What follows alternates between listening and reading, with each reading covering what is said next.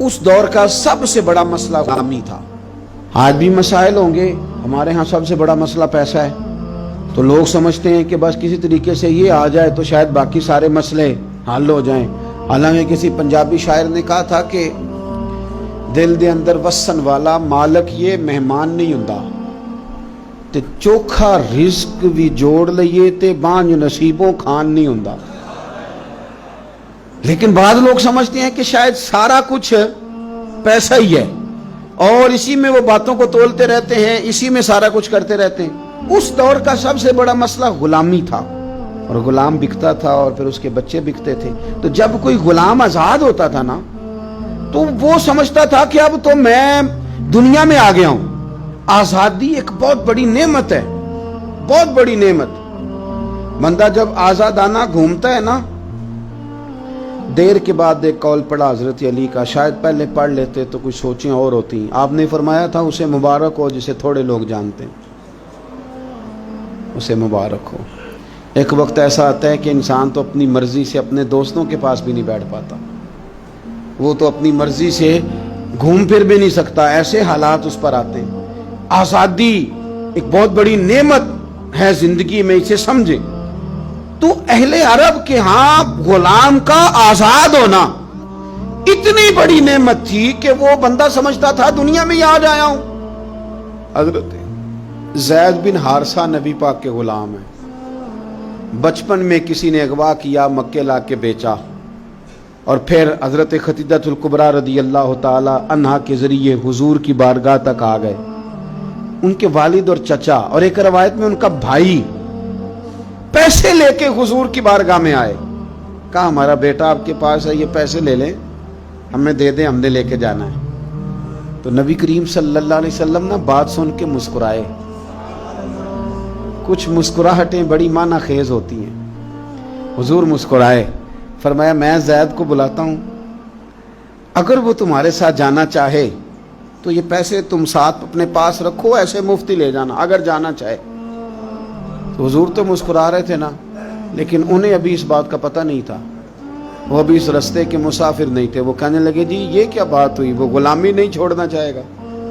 क्योंकि गुलामी तो समझते थे कि जिए ही आज हैं, जब आजाद हो गए जी वो जाना नहीं चाहेंगे, ये क्या बात हुई? तो हुजूर ने फरमाया मैं बुलाता हूं ना, जाना चाहे तो ले जाओ।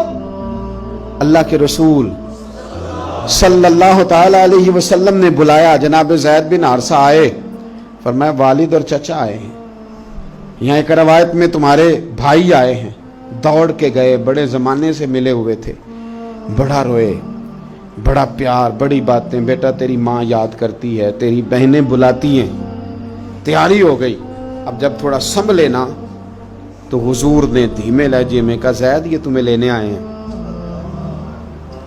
अगर तुम जाना चाहो तो मेरी तरफ से पाबंदी कोई नहीं। कौन नहीं घर जाना चाहता, कौन नहीं आराम करना चाहता? 2-3 दिन बंदा बाहर रहे ना तो वो घर लौट के आए तो उसका दिल करता है कि आज नींद सुकून की आएगी। हम घूमते हैं पाकिस्तान में तो लोग कहते हैं रात रह जाओ, ज़्यादा इसरार करें तो फिर मैं कहता हूँ यार अपने बेड पे ही नींद आती है, तो मैं क्या बताएं। घर कौन नहीं जाना चाहता, अपने बहन भाइयों से कौन नहीं मिलना चाहता? करार ही सारा वहां है, सुकून और राहत ही वहां है। उसकी तो ख्वाब कभी आ जाए बंदे को अपने घर की, तो वो ख्वाब बड़ी तसल्ली दे जाती है। तो हजरत ज़ैद से हुजूर ने फरमाया जाना चाहो तो चचा का तो ख्याल था ना कि ये दौड़ लगा देगा, ये भाग जाएगा।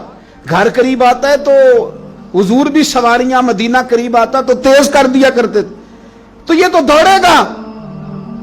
लेकिन जब कहा ना जाना चाहो तो चले जाओ, तो हजरत ज़ैद दूर खड़े थे, दौड़ के आके हुजूर के पैरों में बैठ गए।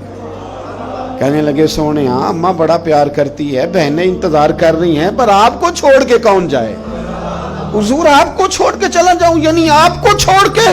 बोले बरेली के इमाम, कहने लगे तेरे कदमों में जो है गैर का मुंह क्या देखें, तेरे कदमों में जो है, तेरे कदमों में जो है, तेरे कदमों में जो है वो गैर का मुंह क्या देखें। कौन नजरों पे चढ़े देख के तलवा तेरा, और फरमाने लगे तेरे टुकड़ों पे पलूं, मुझे गैर की ठोकर पे ना डाल, मैं झिड़कियां खाऊं कहां छोड़ के सदका तेरा। حضور یہی رہنا ہے، یہی رہنا ہے، ہمیں کوئی آزادی نہیں چاہیے، کوئی آزادی نہیں۔ یہ غلامی کئی آزادیوں پہ قربان کی، جب پیار ہو گیا، جب محبت ہو گئی تو انداز بدل گئے، طریقے بدل گئے۔